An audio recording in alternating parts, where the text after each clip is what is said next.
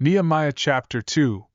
Now, it came to pass in the month of Nisan, in the 20th year of King Artaxerxes, that wine was presented before him, and I took up the wine and gave it to the king. Now, I had not been sad in his presence before. So, the king said to me, "Why is your face sad, since you are not sick? This can be nothing but sorrow of heart." Then I became exceedingly afraid, and said to the king, "May the king live forever!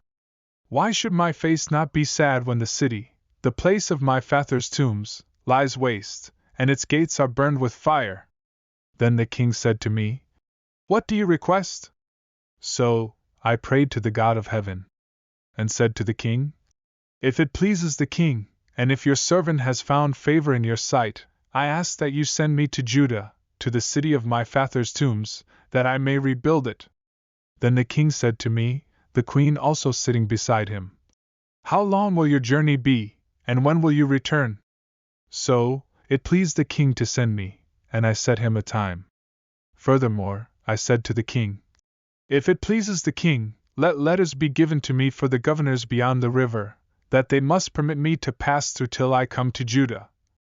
And a letter to Asaph the keeper of the king's forest, that he must give me timber to make beams for the gates of the citadel which pertains to the temple, for the city wall, and for the house that I will occupy."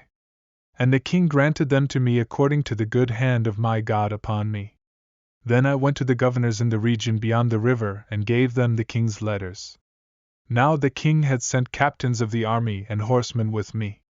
When Sanballat the Horonite and Tobiah the servant, the Ammonite, heard of it, they were deeply disturbed that a man had come to seek the well-being of the children of Israel. So, I came to Jerusalem and was there for 3 days.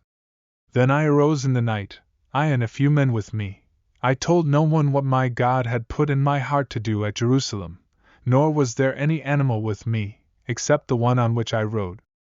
And I went out by night through the valley gate to the Serpent Well and the refuse gate, and viewed the walls of Jerusalem which were broken down, and its gates which were burned with fire. Then I went on to the fountain gate and to the king's pool, but there was no room for the animal under me to pass. So, I went up in the night by the valley, and viewed the wall. Then I turned back and entered by the valley gate, and so returned. And the officials did not know where I had gone or what I had done. I had not yet told the Jews, the priests, the nobles, the officials, or the others who did the work.